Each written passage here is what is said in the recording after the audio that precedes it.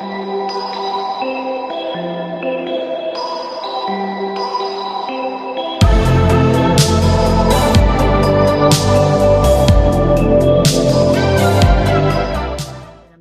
that. Okay, so welcome to our April DFW Environmental Pros meeting. We do something every single month, so we're excited that you guys are able to join us this month for one of our webinars. So welcome. Okay, so you probably know a little bit about DFW Environmental Pros if you obviously found this meeting. But this is a group that we started, a couple of us gals. I'll show you our faces here in just a minute. A few years ago, just something that is low pressure, totally free, unofficial. We're not affiliated with any, actual organization, but it's all what you make it. So we wanted our own, so we did it. So we try to do something, like I said, every single month, whether it's a webinar or we all get together. We just did one recently with some, New Year regulatory updates at a coffee shop. So that was a lot of fun. Or we'll do something literally out in nature, volunteer, etc. So just keep an eye on our page. Depending on what tickles your fancy with environmental, we're doing a little bit of everything. So join us. I know Alyssa's on the call. Alyssa, do you want to say hello? Hi. That's Alyssa. I'm representing. She's here. Represent. Yes. My name's Alyssa, and I'm super glad y'all are here. And yeah, like Abby said, we have a lot of fun. Abby and I have become good friends, and Ashley and I went to grad school, but we didn't know each other that well prior to DFW Environmental Pros. We went to grad school together. That's what I meant. But anyway, yeah, please come join us. We would love to have more people. The more the merrier, and the more diverse, like backgrounds, experiences, funny stories, you name it. So yeah. Thanks, Alyssa. So the 3A's, the 3A, the 18. There you go. Yes. So again, keep an eye on our page. Mainly we communicate through our LinkedIn page, but we also try to do like job postings. So if you've got a job that you want, just some additional spotlight or visibility on, we'd be happy to share that. An internship, whatever it may be, an event.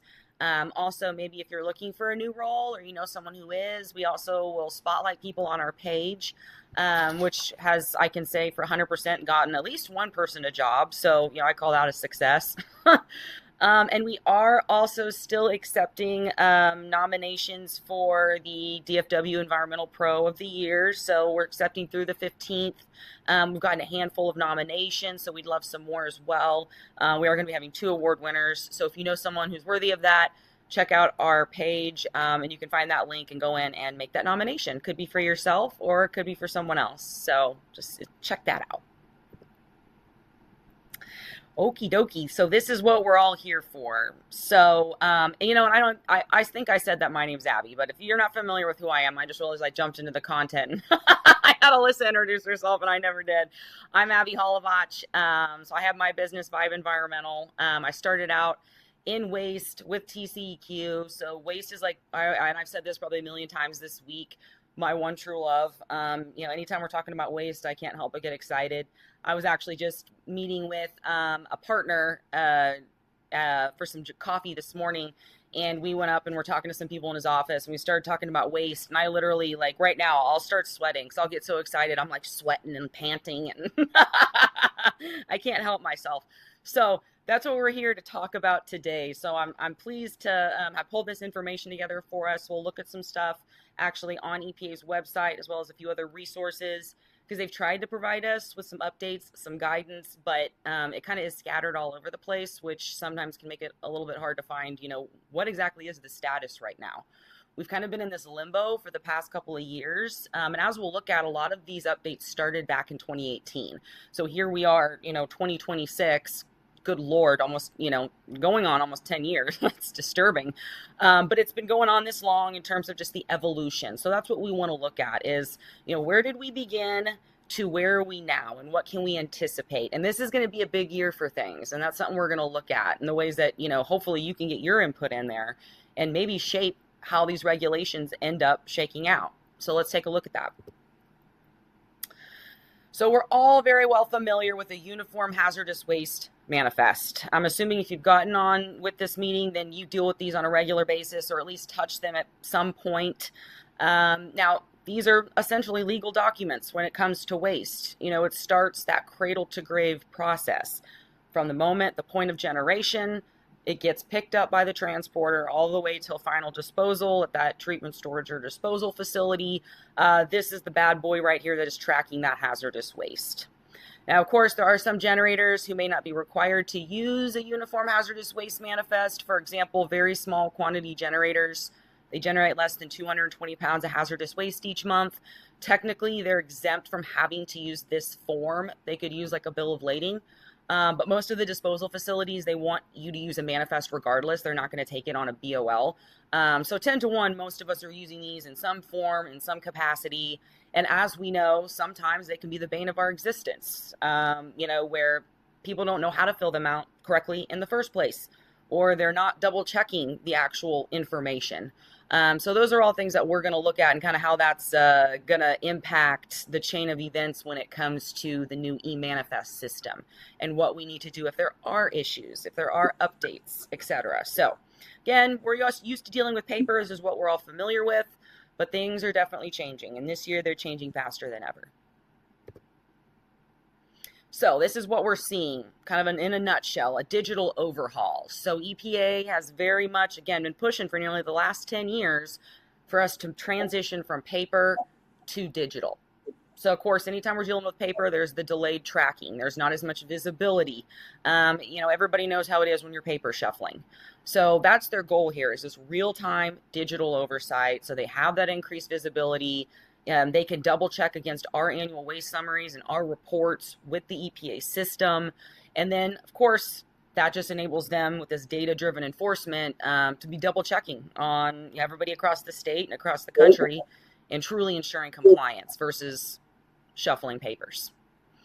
So when this comes to compliance impacts, now we're seeing more of that enforcement exposure. I mean, now they can literally get in the system and look at your documentation right then and there versus there was lag time. They had to request things. Again, dealing with paper, this gives them that immediate insight, which is going to affect your need in terms of audit readiness. So we don't have as much wiggle room now. I think someone might be off mute. I can hear a little shuffling. Well, speaking of shuffling, it's Dwayne. Oh. No worries, it's no biggie. And again, come off mute because I'm going to ask you sorry, I wasn't trying to call him out, but I have a question too. No, I was saying Dwayne. I could see his little mic. Highlighting. Okay, I got you. Okay, really quick question. Yeah. To follow up on that question you have, the what's one issue you've had with manifest in the past that might not be more visible. Yep. So I don't have like a ton of experience with waste manifest, but I just remember learning with the bill of lading and how whoever was your hazardous waste hauler had to get, there was 3 copies. So how, like paper copies. So when we go to digital, are the actual waste manifest also being made digital? Yes, and we are going to get in the middle of that because there's changes with the paper manifests that are incoming. Yeah, because now we've dropped like a uniform hazardous waste manifest. We'll talk about this. It's had 5 copies. Now it's going to be dropping down to 4 because of this situation in particular, how we're moving digital. And so, it's just kind of part of the transition. So yeah, we're definitely going to get into the meat of that for sure. So how about anybody else? If you want to come off mute, what's kind of one of the main issues that you've had with manifest in the past that may now be more problematic because EPA is able just to jump in and take a gander right off the bat?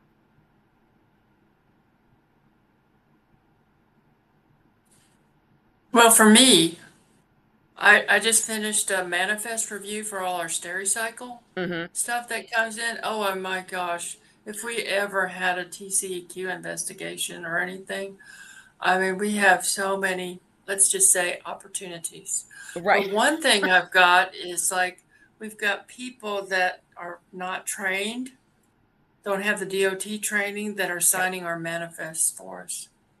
Yeah, that's a great point. Yeah, and we'll definitely circle back on that one because that's a huge liability for a lot of companies.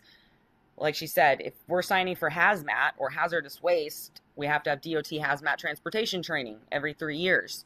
And EPA or TCEQ here in Texas could very easily come in and look at the documentation that's being submitted electronically and say, okay, I now have a list of names of people that have been signing manifests, and then come to you and say, I want to see all of these people's training for the last 3 years. And so I see that a lot because I give that training all the time, where this is some of these people's first training, and it came about because of an internal audit or an external audit where someone was like, oh goodness, these people have to have some type of training to be signing off for a hazardous waste manifest. So yeah, you're exactly right. Anybody else got a main one that they might be worried about, or at least that you see that you anticipate other people might be worried about?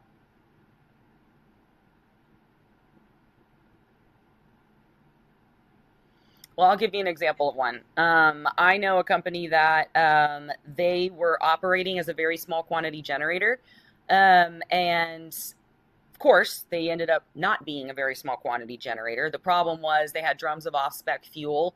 They were sending that out as hazardous waste, which, again, nuggets of gold within the waste regulations. There's actually a RCRA exclusion. Basically, if you send that to be turned back into fuel or used as fuel, it's not even considered a waste to begin with.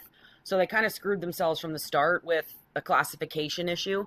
They definitely could have alleviated this problem from the beginning, but EPA, after this had gone on for about a year, of course, now all your paper manifests, as we'll talk about, are going into the e-manifest system. EPA was able to get in and look at their manifests, add up all that poundage, and divide by 12. And they said, ooh, you're definitely way more than 220 pounds every single month. You're a small quantity generator. You should have been operating and registered as such. And then slapped him with a bunch of violations. So those are the types of things where before they could have flown under the radar. But now, unfortunately, that cover is, I shouldn't say unfortunately, people should follow the rules, but for those of us when we're dealing with a lot of moving parts, maybe you've got a lot of different locations you're dealing with, sometimes things happen. And before it might have been, easy to kind of shuffle past that and not go unnoticed. Well, now it's definitely not going to be unnoticed. Now they're able to immediately identify it. So lots of changes here. Lots of things that now we may be concerned with we weren't before. So a couple of things we'll talk about as we go through this. So of course, we're going to look at kind of the manifest evolution. So RCRA has a couple different subtitles. A and B are mainly administrative. C is specific to hazardous waste, and subtitle D is for solid waste. So kind of like everything else. But subtitle C is specific to hazardous waste, and this is where our manifest requirements are coming from. We'll talk about the e-manifest third rule that was rolled out in July of 24. And we'll also look at 2025, kind of some of the milestones they set, some of the new requirements that have come out, and then what does this look like in 2026, so this year. And we'll look at their proposed rule to completely sunset paper manifests. And they are in the public comment period, and we'll talk about this in a minute. I think it's good till like the beginning of May, or it's still open. They've only received 16 comments. And so you think about that, this is a huge change for everybody that's within the EHS world, waste management world. So to get rid of the paper manifest is going to be a big change. So the fact we only had 16 comments is a little crazy. So hopefully, just kind of a question for the group: what are you hoping specifically to get out of this? Are you hoping to kind of get more of a overview of just regulatory clarity, or really how this is going to impact you in your day to day? Just curious why people joined.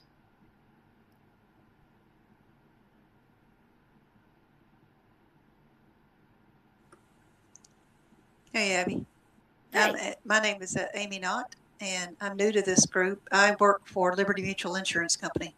And so, no, it's an interesting job. I've been doing it for 35 years. And so I'm a product director for general liability, which is a liability coverage. And specifically, I'm here to learn more about the environmental challenges you guys are incurring as a result of this and what this might mean for us from an environmental liability standpoint. So I appreciate you guys hosting this. Just great information. Thank you. Well executed too. Thank you. I'm so glad you're here too. It's funny because the guy I had coffee with this morning, I was sweating and talking about waste, was a fellow from Insurica. And so we were talking about kind of the similar things of how a lot of times with insurance and risk, some organizations just completely overlook or don't put as much emphasis on environmental, but as you're well aware, it has a lot of impact. So that's Oh, awesome. my heaven stars. Yeah. Yep. Yeah. 100%. So I'm All glad right, you're here. great. Thank you. Love that. All right. Okay, so here's our regulatory foundation. So we start with, of course, the basic regulatory mandate. So requirements for generators, requirements for transporters, and those treatment, storage, and disposal facilities. So, of course, everybody shares their little piece of the pie of responsibility when it comes to a hazardous waste manifest. Then we look at what's the core purpose and the function of the manifest. And like we said, this is a legal shipping document. This is our chain of custody. Just like when you pull samples and we have a chain of custody, who pulled the sample, when were the samples pulled, times, dates, signatures, when it was received. It's essentially the exact same thing for waste, tracking our cradle to grave. So this is our legal documentation. It went where it was supposed to go. But of course, there are a lot of potential violations that can result. So whether it's from the RCRA, Resource Conservation and Recovery Act perspective, the waste perspective, or like we mentioned a minute ago, the DOT perspective, because this is hazmat. And so actually when you sign off on a hazardous waste manifest, if you read that tiny fine print right above it, it's saying, I'm signing off and verifying that this shipment has been prepared, marked, labeled, etc., in accordance with the hazardous material regulations under DOT and PHMSA. So if you're not sure and you have no idea what the hell any of that even means, it's probably not a good idea to sign off on it. And I left a comment actually, and we'll look at my comment in a minute, on these new proposed rules. And that was one of my biggest complaints was if this is all virtually manifested and it's electronic and we have people signing that manifest digitally who are not physically present with that shipment, how are they supposed to certify that? That's my biggest complaint. So we'll talk more about that in a minute. But has anybody here had like a manifest issue that turned into something bigger than expected, or like kind of, or that you heard of that kind of started a bowling, a domino effect, not a bowling ball effect? Have you ever had anything like that happen? I mean, should I say this? When I worked with, that's like an example of I went out and heard about it and, Yeah, absolutely. Yep. Something you did last year, and I've seen this happen, could come back to bite you in the butt. Yeah, exactly. And now it's, forever there with an electronic system. So now there's even less wiggle room, which is great. So when we talk about problems with the paper system, it's what we're all comfortable with. It's what we're all used to using. And frankly, I'm not thrilled at, not to mention, the DOT hazmat issue I mentioned, but I'm not thrilled to have to move completely digital. I like having a piece of paper, and really even just general DOT, they're required to have a copy of that paperwork in their truck anyways. So even if we do go completely digital, DOT side of things, they're still going to have to print a copy. So, that's still an issue. But anyway, so when we talk about paper manifest limitations, of course, there's the delayed return. Historically, it had to be mailed back to the generator. We know how a manifest works. Everybody who's involved in that process is going to sign, date, and get a copy of that manifest. So the generator, the transporters, the final disposal facility, and then once that TSDF received that final copy, they would mail it back to the generator. And that closed that cradle to grave loop, letting us know, okay, it got where it's supposed to go, we're good. But nowadays, most companies, they have like Clean Harbors, Stericycle, they've got online portals where generators could get that paper copy anyways, like a copy of it. So they weren't having to wait for it to come in the mail, but nevertheless, it's still cumbersome. So, things get lost. I've had paperwork get destroyed, where during the transportation process, something happened, a liquid got spilled on it, got torn. So you're dealing with all of those issues when we're dealing with tangible paper. And then, of course, the entry errors, not being able to read people's handwriting, people making changes and not initialing and dating who even made those changes. So it does open up Pandora's box for a lot of room for error versus what we'll talk about, some of the e-manifest system stuff where you're not going to be able to enter in, an incorrect type of container, for example. Those types of things are much easier to catch when you're digitally entering it. When we talk about regulatory issues, so again, limited visibility, we talked about that. Now they're able to get right in that system and see it. But before, it was, we have to physically come to your facility and audit to even see those. So there was this lack of centralized data for EPA and the state. So of course, what's that going to do? Reduce their oversight and their enforcement capability. And that's where we had a lot of people flying under the radar, doing things they weren't supposed to be doing. It also hid a lot of errors. Like we said, you know, those entry errors, not being able to read people's handwriting, we could get away with it. But now digitally, we can't. It's literally not going to be able to move forward until it's corrected. You know, of course, there will still be some errors. We'll talk about that. And we still have to correct them and submit it through the system. But when we're dealing with paper, it just makes it that much more difficult. And again, that's when like a year later, we see something that was wrong. And we're like, oh, uh-oh, no bueno. So has anyone ever discovered a missing or incorrect manifest long after the shipment? Have you ever encountered this or heard of someone who has? Where, you know, like we said, there's a delayed period of time and then you see something and you're like, oh, uh-oh, that's not good. Oh, yes. Oh, good Lord, yes. Yeah, like you said, you do Is it. this being recorded, Abby? And I've definitely seen that too. I've definitely seen a lot of ugly manifests, having worked at a hazmat spill response company where we were the middleman. So we were dealing with a lot of other people's paperwork, and we saw definitely like a lot of this stuff listed here. Definitely entry errors and illegibility for sure. Definitely been there. So this is the evolution of the e-manifest system at this point. So again, 2018 is where they launched the e-manifest system. This is within RCRA Info, and we'll look at that in just a minute. That's the platform this is functioning out of. So they launched it at that point. And then between 2018 to 2023, this is where we see the hybrid system coming in. They start pushing people to, you know, try to get electronic, moving away from paper. But to be honest, even to this day, I can't name a single person I know that has moved completely electronically.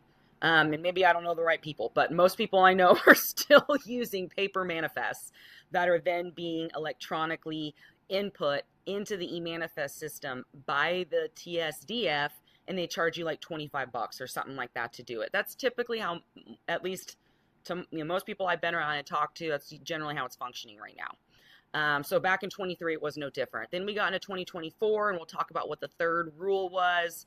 And then 2025, this is where they came out at the beginning of the year and said, all right, large quantity generators and small quantity generators have to be registered with the e-manifest system in RCRA Info. They've got to be registered, operating within the platform, and have somebody who's been designated as the point person for that, who's managing that account, those manifests, etc.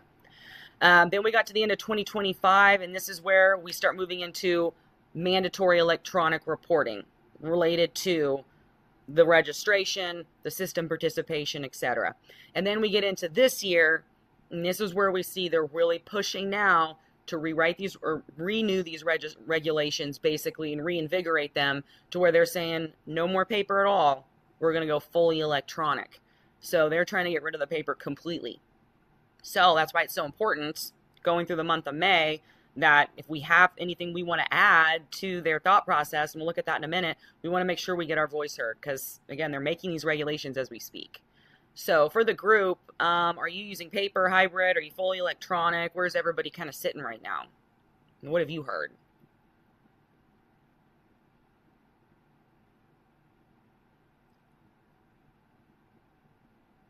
We do paper manifest and occasionally use an electronic manifest with only one vendor. Oh, okay, gotcha. How's that been with the electronic? It's all right, I guess. It's for PCB waste, so Yeah. it's not even hazardous, and that is a whole nother situation with the manifest. Yes. Well, I'm so glad that you're on here then, because we'll talk about PCBs here in just a minute and how that's one of the points of what they're targeting with these regulations in terms of, you know, including it with hazardous waste and the reporting and on the e-manifest system. So that's probably why they've gone fully electronic, that vendor. That makes sense. Anybody else? Just all paper folks? Yeah, like I said, pretty standard right now. So I will share this presentation after the fact on our DFW Environmental Pros page, because there's some good resources in here. Again, it's just knowing where to look. So this is the main hub for EPA's Hazardous Waste Electronic Manifest System. And you can see right at the very front, it says EPA proposes 100% electronic e-manifest system. So March 5th, EPA published a proposal to phase out the use of paper manifests, transitioning to a fully electronic system, enhancing efficiency, accuracy, and transparency. So it's happening. On the same page, they also just, of course, have basic information, how to use the e-manifest system, and then some other resources that we'll look at here in just a minute. But definitely a good starting point and a page to bookmark and keep your eye on as things continue to evolve. Another important page here that I linked is the e-manifest rulemakings and policies. So this goes through, again, kind of some just most current, most updated status and where we're at in this process. So the very first thing it mentions here, and again, we'll pull up my comment that I left for them, but they do allow for remote signers with e-manifests. So in 2023, EPA issued a policy to allow generators, transporters, and receiving facilities to execute electronic signatures through their employees or contractors who are located remotely from the hazardous waste shipment. And that right there is what I find disturbing, because when you're signing a hazardous waste manifest, like I said, you're certifying that shipment has been packaged, prepared, marked, labeled, etc. in accordance with the hazardous material regulations. So how could you make that certification and feel good about that if you're not physically present to do so? So that's my main issue. But again, this page is helpful because it goes through some things like what, the different rules that we'll look at here in just a minute. And actually, I might just go ahead and pop this one open because this does have a lot of good stuff. Okay, so here's the main e-manifest system page. Again, basic information. They've also got some webinars. A lot of times, a lot of public meetings for that public input. We've also got all this using the e-manifest system guidance, how to access it, how to register, how to submit, how to correct errors, videos that take you through the process, and then some more resources, just delving into some more like state-specific stuff and maps of adoption, etc. And of course, here in Texas, we have, adopted and authorized this. It's in full swing here, so it's definitely applying. Here's the e-manifest rulemakings and policy page. So this takes us through, again, those different regulations and kind of where we're at and where we've been. So EPA established the e-manifest system, actually enacted it into law in 2012. They've been working on it for that long, but they got the system into place in 2018. So this has been a long time coming. So in 2014, that's the first, 1-year rule. This is where they actually got those regulations out, just the legal and policy framework for the electronic manifest. Then we get into final rule for integrating things like hazardous waste exports, PCBs, and how we would make corrections in the system. So that's actually the third rule. So this is the one that's most recent in 2024. So what this is breaking down for us is, of course, like we mentioned before, things like PCBs are also now getting wrapped up into this under, TSCA, or however you want to say that, Toxic Substances Control Act. Those are also now being wrangled into the e-manifest system. So discrepancy reports, exception reports, those are all also being wrangled into the e-manifest system. So that's what this page is helpful for, is taking you through these different rules. So they got 1-year rule, they have a user fee rule, they have a third rule that we'll talk about a little bit more. But again, this is a nice web page that just kind of spells it all out for us. So good, another page to bookmark. You can see the last time they updated this was March 5th of this year. So I'm sure we'll continue to see updates on this page. Okay, jump back in here. All right, so with this rulemaking process, so they've proposed these rules to go completely digital. This is where we're at in this process. And now they've opened it up to public comment. So that's where we're at right now. Once they get done with that, they'll go into the review process and revising their rules according to the input they've received. And then that's when they'll issue out that final rule.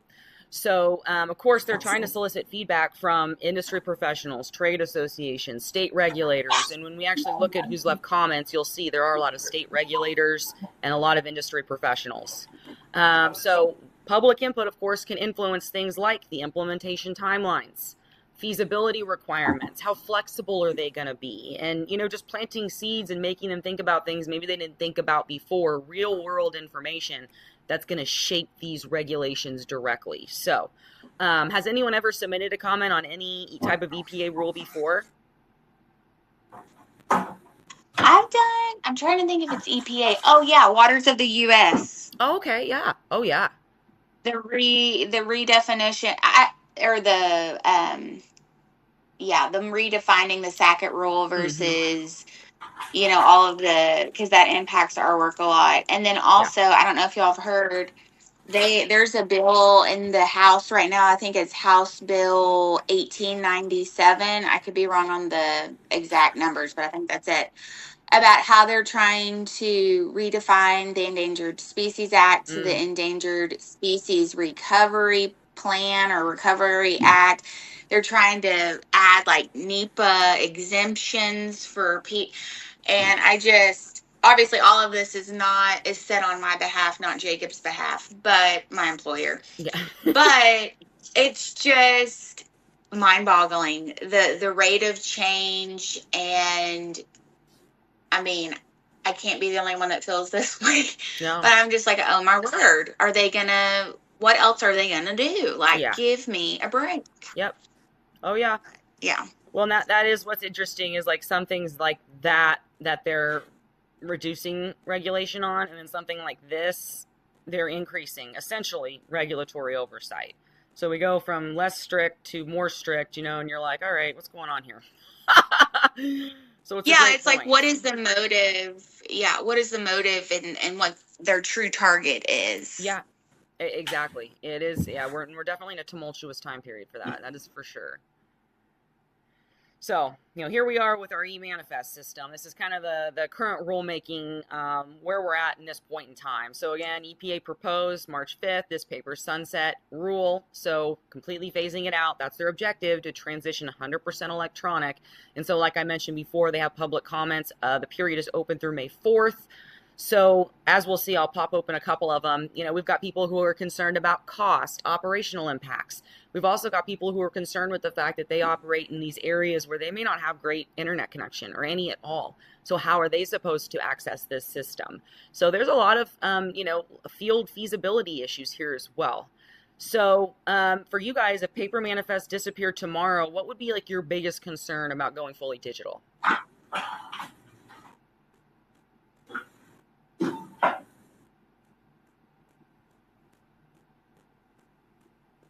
Well, just something, food for thought to think about, because this could be something that maybe you go in and you provide your feedback on this final rule.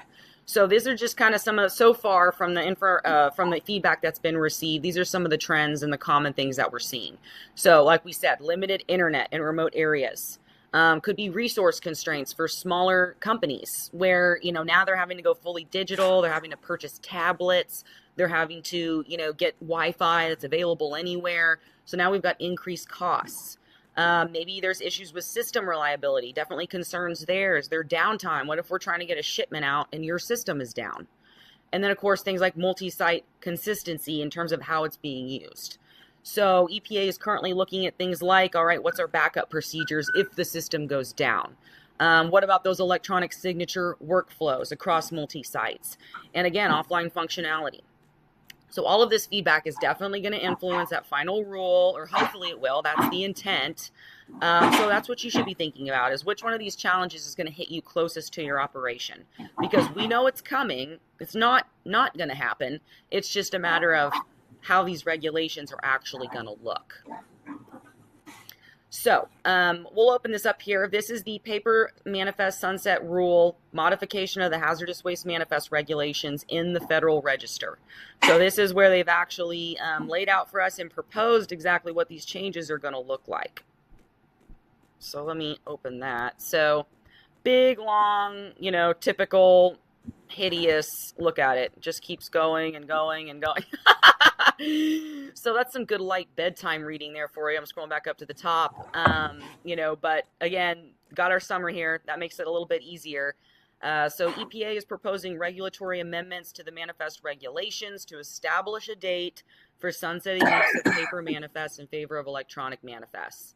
Phasing out paper manifest would unlock the estimated 28.5 million annual savings through decreased burden to manifest users, which people are arguing with that they don't really agree with that, and where are those numbers coming from?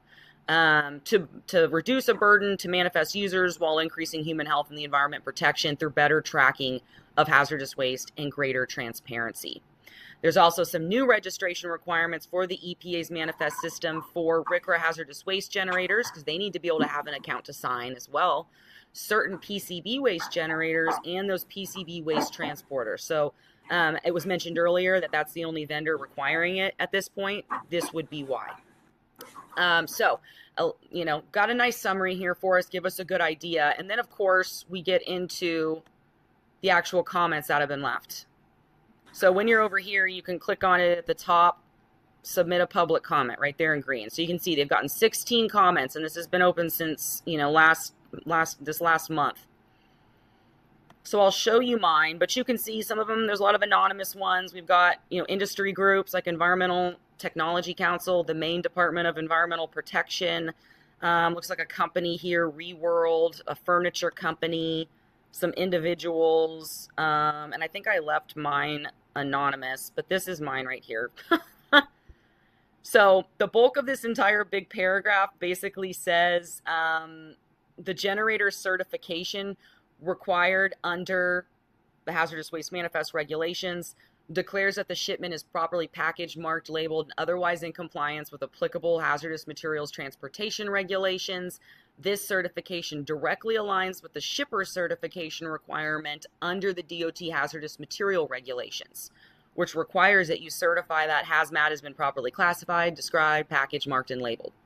So my point to this is EPA should clarify how generator certification responsibilities are expected to be satisfied when electronic signatures are used, particularly in situations where certifying individuals are not physically present at the site when the waste is transferred to the transporter. Because I've seen this, probably 90% of people do not know how to properly package their hazmat or hazardous waste. So the last thing we want to be doing is signing off. So again, get in there and leave your feedback. We've only had 16 of them, so, there's definitely room for more public opinion here. So if you have any comments, I just advise you to go in there and add it anonymously. You might as well. So there's our comments. Like we said, you can get in there and leave your own. It does have like a day or two approval time before they'll post it to make sure you're not cussing anybody out or whatever, but it'll get in there and they'll see it. All right. And this may run a little longer than 12:30. So if you guys are able to stick around a little bit longer, this is a lot of info, a lot of updates. So feel free to stick around or feel free to leave, up to you. But our third rule overview, this was 2 years ago, 2024. This is where, again, they really went hard with the shift to electronic. So this is where they started to require this centralized platform. They were integrating into this one system, and they were increasing the regulatory access. So again, increased oversight. And that's where we saw these newly integrated reporting elements, like exception reports, if we don't get our manifest back in time, discrepancy reports, if there was something wrong with it, export manifests, and PCB waste tracking, like we've mentioned. So the third rule is really where we've started to see things accelerate. So again, back in 2012 was when these rules first came out. We got 2018 when they first get the system going, and then 2024, now they're saying everybody needs to start getting on board. So this is their strategic intent here. So they are fully integrating this ecosystem, centralized data collection, and now we have increased transparency, data accuracy, and RCRA and the Toxic Substance and Control Act integration with our PCBs as well. So we're shifting enforcement from being reactive, where they're only able to see your manifest when they get on site, versus proactive and predictive. They can get in there and see the trends, see what's going on in your history. So we have these new regulator capabilities where they can identify those violations now. They don't have to be at your site. They can do it anytime. They can spot high-risk generators, just like I gave you the example where they were exceeding their generator status. Or maybe they're generating certain types of really nasty wastes and there's issues with their manifest. Well, those are probably going to be flagged. And then, of course, they can detect those systemic compliance gaps where they can see these trends, these patterns, and what's continuing to go wrong. So we want to have that in our mindset, this shift towards that predictive enforcement change where we now need to get ahead of it. We have to be more proactive because now we're more so under the microscope. There's no shadows to really hide in anymore. So effective 2025 in January, this is where they said small quantity generators, large quantity generators, y'all got to get in here and you got to be registered. Got to have your information in RCRA info, which is kind of like the EPA's database. You got to assign a site manager and certifier roles within the eManifest system. And we need to make sure that the active account users are still actually active. You know, if someone leaves the company or changes roles, eManifest system is going to have to be updated as well. So if you have it's the same thing like a notice of registration. If you're a small quantity, a large quantity generator here in Texas, you got to have a notice of registration. It lists the facility contact. It lists all the waste streams you generate. This is no different. You got to update your NOR when something changes. You need to update the eManifest system when something changes. So we want to make sure we pay attention to those user roles because it will dictate their system access and who has that legal authority to actually sign manifests, submit documents, etc. So, of course, another helpful guide here that EPA has put out, another link for you to check out if you have questions. So who actually needs to register and what that registration process actually looks like. So, of course, LQGs, SQGs must register. Transporters, if they're going to be signing electronically at this point in time, must also register. State inspectors, so the TCEQ, they also need their own accounts in order to actually get in there and see, as well as brokers, so like the middleman who are creating electronic manifests for their clients on behalf of. Of course, they would also need an account. So you got a lot of parties involved, a lot of different types of accounts, but all with the same intent and purpose to be able to access all of this electronic data. So you could come in, make your own account. This is just what the homepage, a sign-in looks like here. But again, anybody who is going to be authorized to sign, to review, to submit, they are going to need their own RCRA info account, which is going to give them access to the eManifest system. Another guidance document, if you have a need to check it out, the user guide for the eManifest system. So how to view manifests in the system. EPA's tried to provide us with some guidance, and I think this might have actually come from, I lied, I think this came from a New York state agency here. But regardless of who it came from, it gives you the step-by-step, how to get the account, what site permissions, and how to get them. So it takes you through this process. So this is a 4-page document, so definitely something to check out if you're just now starting this journey. So the real-world impact that we're seeing. So as a generator, we're now responsible for accessing and retrieving completed manifests. Mentioned this at the very beginning. Paper copies used to be 5, or there's still 5 right now, but we're shifting over to 4. And the reason they're doing that is because that final copy that the TSDF receives and signs, like we said, is no longer being mailed back. Now it's going right into the eManifest system. And that's one of our responsibilities as a generator. We have to close the cradle to grave cycle here. So we need to get in that system and have access to it to even close that loop. So in order to monitor shipment status, did it get to where it was supposed to go in an adequate amount of time? And are my records complete? And are they accurate? So we have to be careful with not having too much reliance on our vendors or waiting on the TSDF to upload it into their own digital system. We've got to have access to the eManifest system.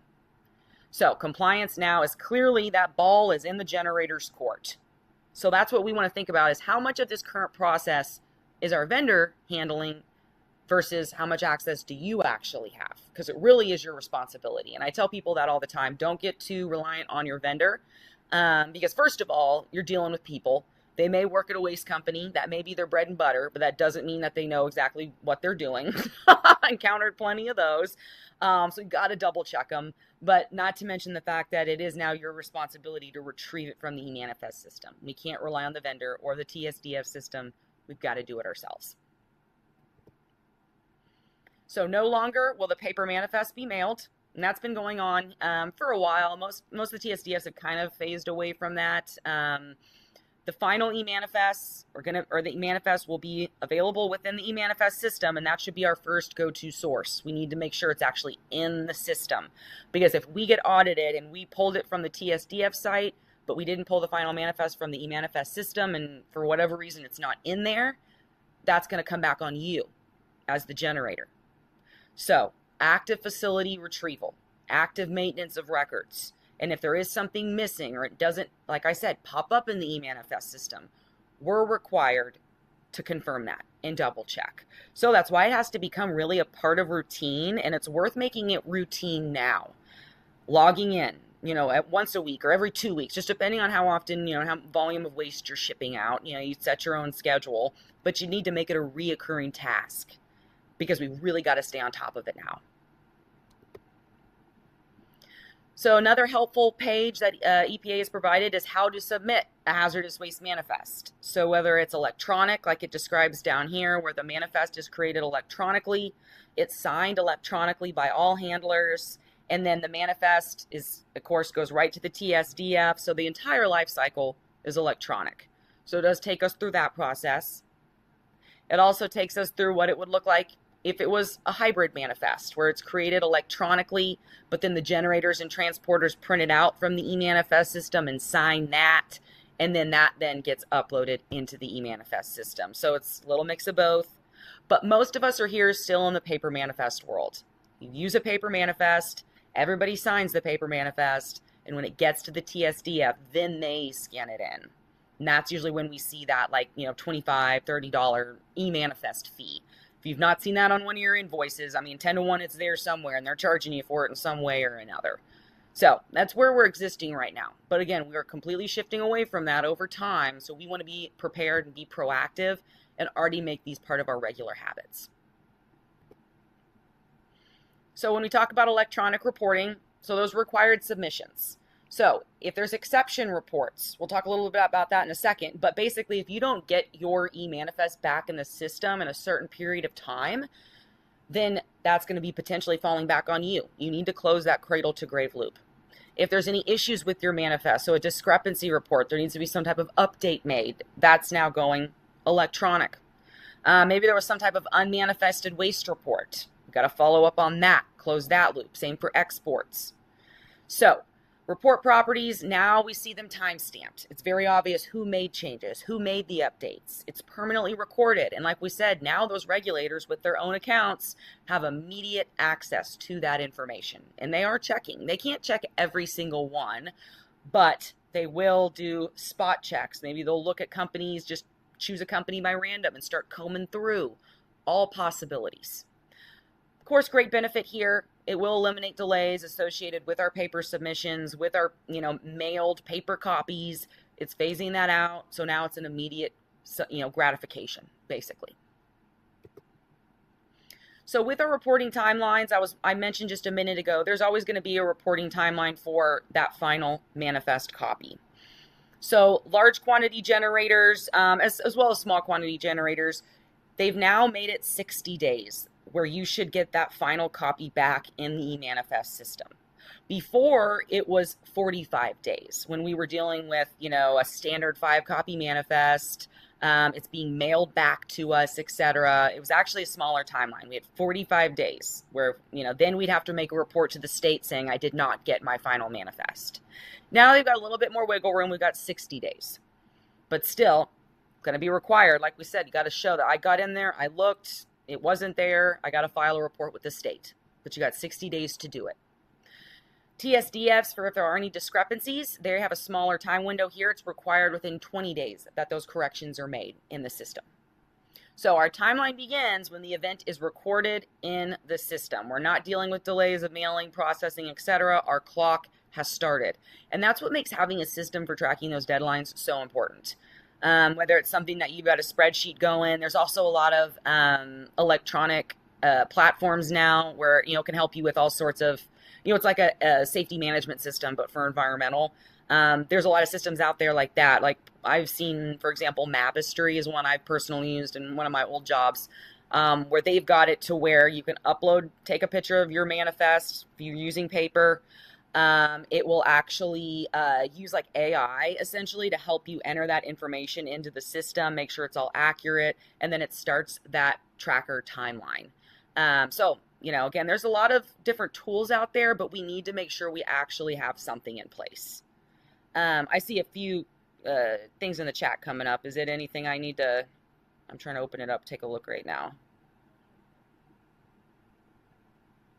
Is there anything in the chat? Alyssa, are you still there?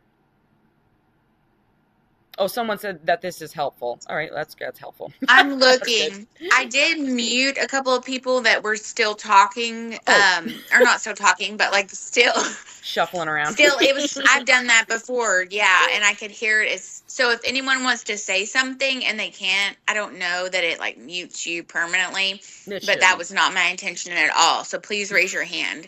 Yeah, just jump off. So I'm sorry. I was just trying to make it like as streamlined as possible. No, you're good. I just want to make sure I wasn't missing anybody's, inquiries. But nothing in the chat that I can see.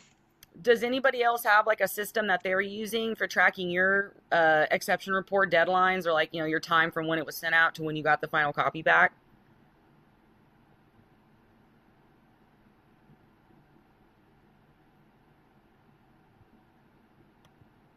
Oh, well, something to be thinking of, especially with it shifting away from the paper.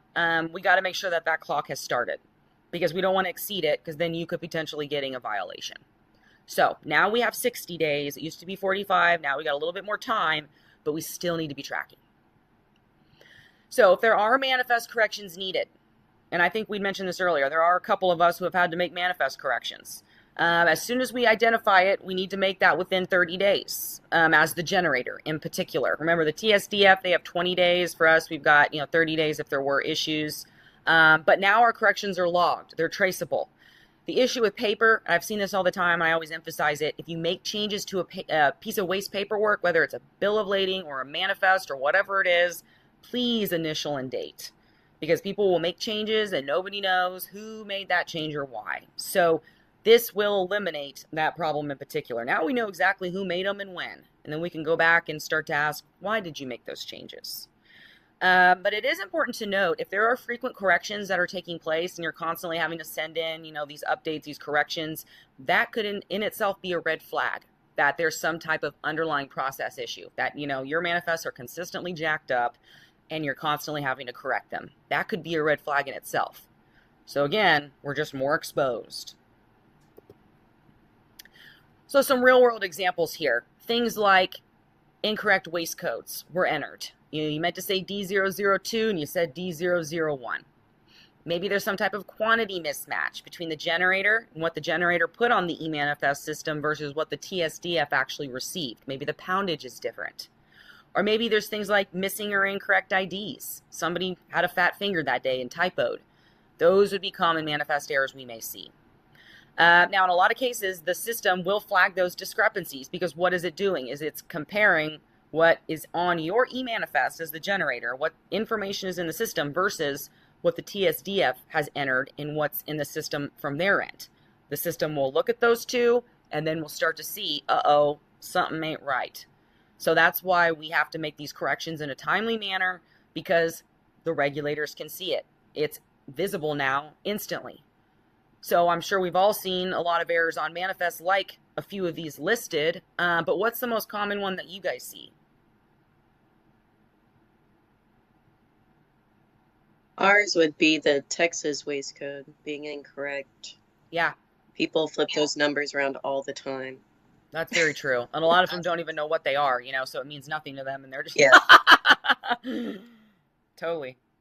The one I always see, too, We work for the same company, and I was going to say the same thing. Oh. The Texas waste codes, yeah. Yep. That and the container types.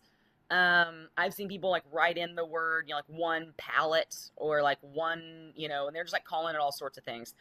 If you actually flip over a hazardous waste manifest, on the back, they actually have a little guide that says like DM means, a metal drum. DF means a poly drum or a plastic drum. A TP means a tote. So that's usually what I'll see is incorrect acronyms for the types of containers. People are just writing in whatever, trying to make it work. So that's a common one that we'll see. But of course, that could raise that red flag, because your manifest says one thing and the TSDF says, well, it's actually TP. It's not, whatever you wrote on the manifest. That's going to flag it in the system. We're going to need to correct it. And again, we don't want to have reoccurring corrections. So it makes it all the more important to do it right from the start. Now, a few of the other tidbits that we said got pulled in under that third rule is those export shipments. Those are now included. Those have to be entered and tracked electronically. So if you are doing any type of, international shipments, now those are rolled up into the e-manifest system. Same for the TSCA, TSCA, Toxic Substance Control Act, PCBs. Those are now also incorporated into the e-manifest system. So we mentioned that earlier, looking at the EPA's website, and one of y'all mentioned that is, the only e-manifest version you're using at this point is for your PCBs. That's exactly what it's stemming from, is from that third rule. So for generators and transporters, now you're moving towards and moving into the e-manifest system. So definitely changing your exports, your PCB waste. You guys are also wrapped up into this new system. So some changes there as well. Now with that manifest form change, this has yet to actually occur. So they are transitioning from 5 copies to 4. Now remember, everybody in the process gets a copy. The 5th copy gets mailed back to the generator, and now we're phasing that out. So we're removing that final return copy. Now this is still, like we said, in progress. This was supposed to happen like last year or the year before, but it's still in progress. As we know, there's only certain printers in the U.S. that can actually print uniform hazardous waste manifests. So they have to work directly with the EPA.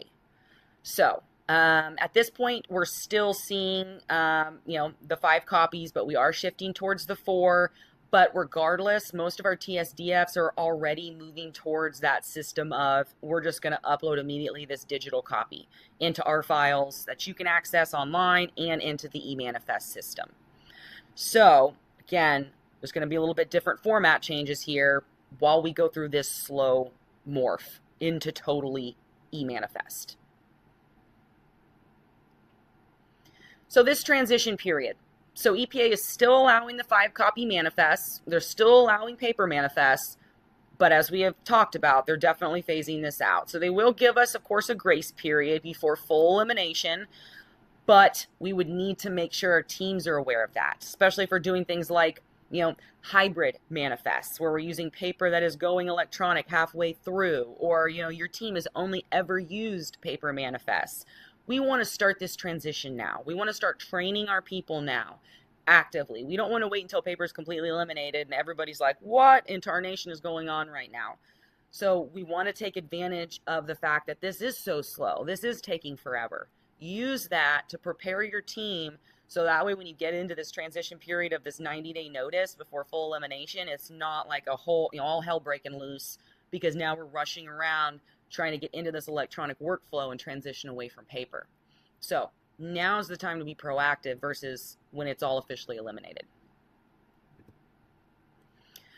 All right, so there are some regulations, inclusions here about user fees. That was actually kind of the rule number 2. So of course, this EPA fee structure has been designed to hopefully push people towards digital systems. So of course, they first rolled out the e-manifest system in general, and then they went to saying, okay, let's try to push people into that system by charging them for using paper manifests. And so this is that fee you'll see on your disposal facility paperwork.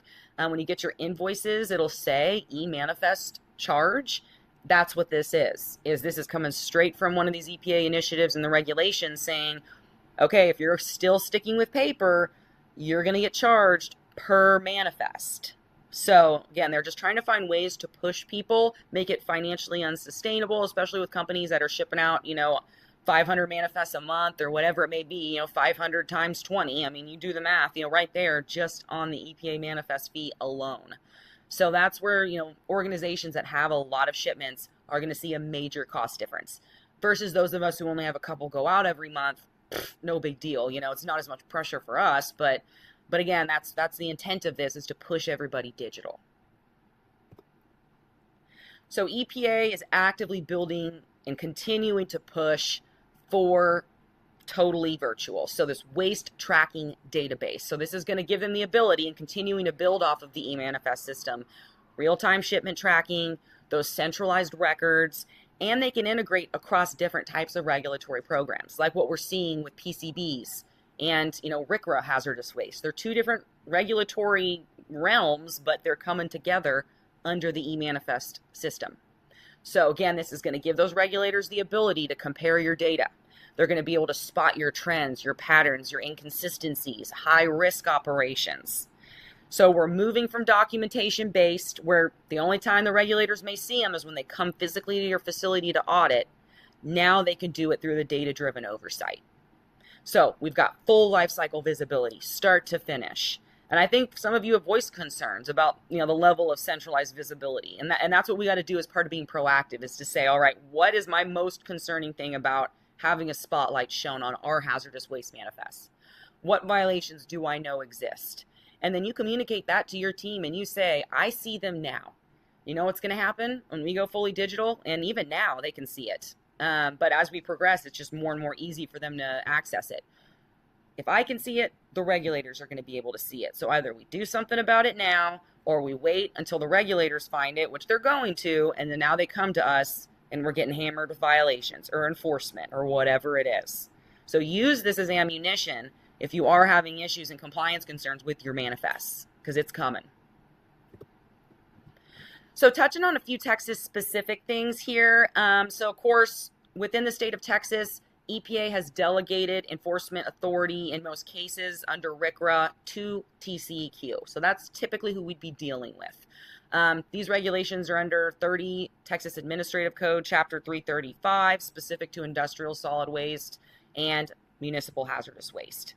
So Texas has fully adopted these regulations. We're fully rocking and rolling here. So you will be dealing with TCEQ with any issues you might have with your manifests. So when we ask who drives our day-to-day compliance more here in Texas, it's definitely going to be TCEQ. So again, they are enacting the regulations of the EPA. So these are going to be the folks that have access to RCRA info to look at your e-manifests. So before they ever step foot at your site, they've already got all this information. They're already coming in hot. So how is this all connected? When we talk about the e-manifest system, in Texas, we also have to do some double duty here. So, of course, RCRA info, EPA, e-manifest system, got to do it. But here in Texas, we also use STEERS, the State of Texas Electronic or Environmental Electronic Reporting System. So it is an acronym. This is where we have to go in and do things like annual waste summaries, where we're actually going in and saying, here's all the hazardous waste manifests, and also, of course, Class 1 industrial here in Texas that we generated for the past year. And by March, the following year, we go in and re-report manifest numbers, poundages, etc. So what can they do? They can now take that and compare it to what's in the e-manifest system. They've got access to both. So that's where these red flags come in again, where if they're not seeing consistency across both platforms, now you're a sitting duck because they can see clearly, digitally, you're out of compliance. So we want to make sure we're actively reconciling those systems. We don't want to assume they're matching. We need to actually print things off, take a look, periodically spot check. Is what's in STEERS in our annual waste summary, does that match with what we filed also in RCRA info, the e-manifest system? And if you notice something's wrong, make those changes now before the regulators see it. So Texas-specific requirements, like we said, you're going to have your EPA ID through TCEQ. All of that's managed, again, via STEERS. We update annually via STEERS with our annual waste summaries. And then for certain types of generators, you may also have to do a biennial report, which is also through RCRA info. But TCEQ can see it, and they're going to enforce it. So we've got a lot of these different systems. We've got these different records, but we want to make sure, are they aligning? Are they matching? If a regulator looked, would I feel comfortable or not? So TCEQ inspectors are now accessing your e-manifest data through the e-manifest system before they ever show up to your site. So now they can look at your review of your shipment history. They can look at all the discrepancies that they now have access to, and they can target specific waste streams. So they're going to cross-check things like the e-manifest system, your biennial report submissions, your annual waste summaries. They're inspecting every single one now because now they've got access to all of it. So this is where those compliance gaps are going to get us in trouble. So has anyone had an inspection where the regulator came on site and they already knew the data, or they already, basically had it to compare and they just wanted to discuss it on site? Have you encountered that yet at this point?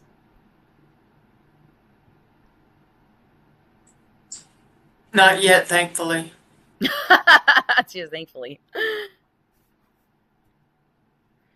Well, I think it'll just become more and more commonplace because, again, this transition is incoming. And we're not going to be able to stop it, but we can at least shape the regulations. But it's going to happen. So that's why we got to make sure we've got this on lock now and we train our teams now before TCEQ starts to get really, really savvy and starts comparing all of these different, cross-referencing everything before they ever even come to your site with a violation already in hand.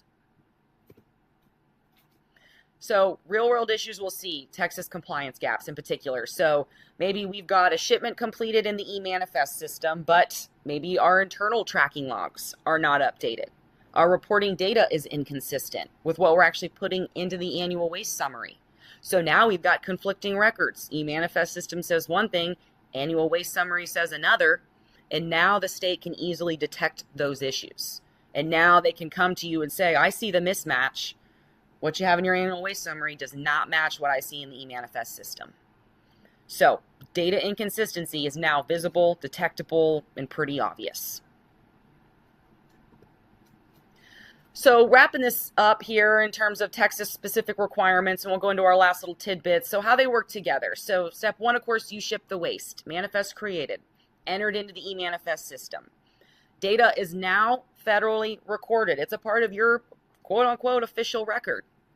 Now TCEQ can pull that data. They can use it to validate what you reported against step 4, what you report in your annual waste summary. So what you generated, where it went.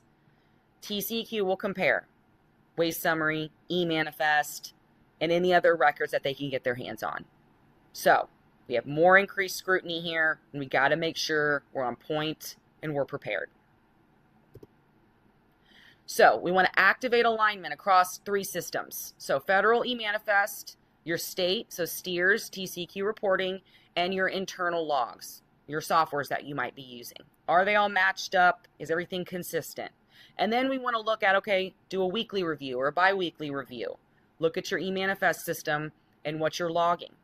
Maybe we monthly do a reconciliation of our shipment records. And then annually, when we're preparing our annual waste summary, we definitely want to make sure we compare it to what's in the e-manifest system.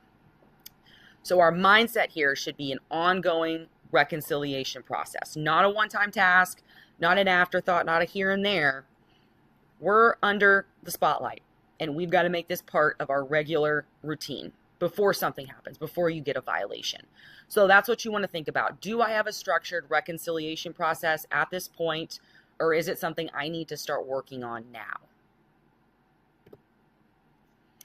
So our current status, regulatory framework, our 3rd rule is in full effect. Again, we're moving towards completely electronic, and paper manifests are still allowed, but we're transitioning. So industry adoption, again, some have gone fully electronic, but most of us are still using paper. But regardless, regulators are still able to get in the system, and they're still able to inspect us virtually. So the risk is still there. So what's next? Elimination of paper. We talked about this. That's why you need to go in and leave your input, leave your feedback, your thoughts, because it's going to help shape these regulations. We're going to have compliance programs that are going to need to adapt to system-based workflows and comparison between different programs, different systems. We're seeing a lot of increase in automation. So I mentioned earlier, there's actually some, environmental management systems out there, these softwares that will help you with automation, with different AI tools to make sure your information is accurate and consistent across the board, which is our goal here, the system integration. So seamless flow of data between all of the state and EPA platforms. So that's what we want to think about. What's something that would break if paper disappeared tomorrow? What is not going to be effective? What's not going to work? And start making those adjustments now. So enforcement focuses that we'll see here. So missing manifests in the system, maybe your failure to retrieve your completed manifest that you've received from the TSDF. Maybe there's late or missing reports, or perhaps there's data inconsistencies across all these systems. Or maybe there's been flags within the system, discrepancy issues you've not corrected. So that's what we want to think about here is what's my biggest risk? Because centralized data is going to streamline that enforcement and those repeated issues, like we said. Now you're just being like, oh, look at me, come over here and inspect. Because, we've obviously got a whole lot of issues that are getting flagged in the system. So there's going to be a lot more enforcement involved here, and that's the intent of this. So some audit insights, some things that they'll be looking for. So again, they can look before they ever show up. Discrepancy records, shipment histories. They can do this remotely. They don't even have to be there. So they're going to expect when they do show up, are you comfortable and familiar with the eManifest system? Do you know how to retrieve your documentation? Can you explain your reconciliation process? So now data is going to be the source of truth. No longer those paper files, no more paper shuffling.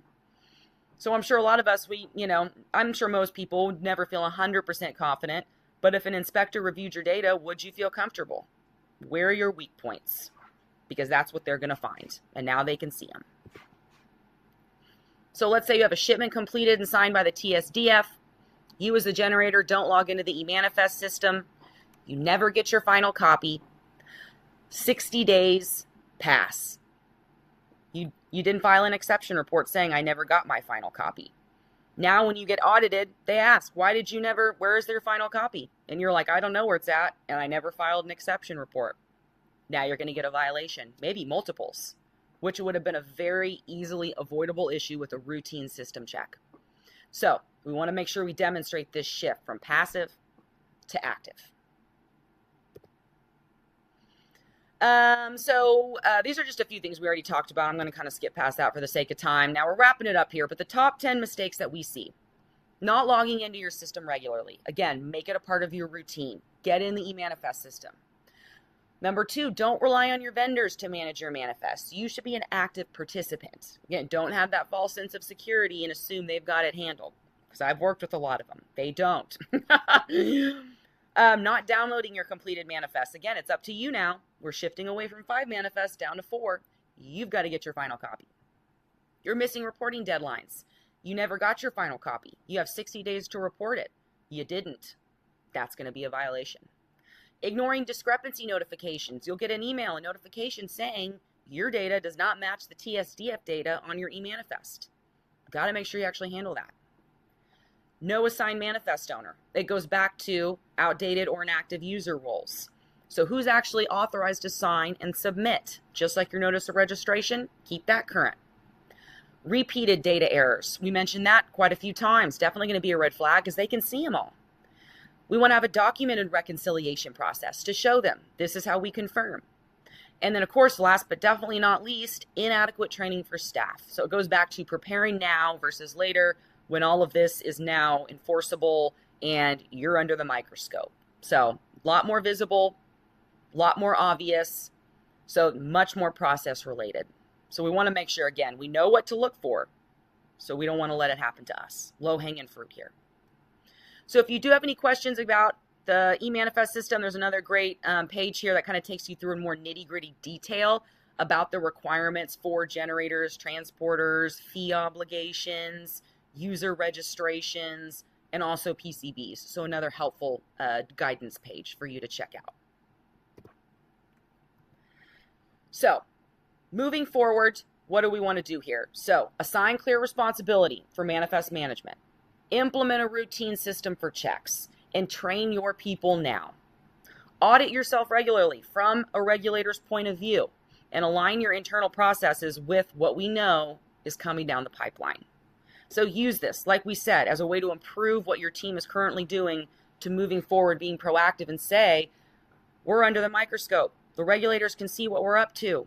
We've got to be proactive, and here's what we need to do. Here's what this timeline looks like and how we can come into compliance and incorporate some of these actions into your waste management program. And with that, which we definitely went longer than an hour, but a lot of updates, a lot of new stuff. So does anybody have anything to add? Any questions? Any thoughts? I have a question.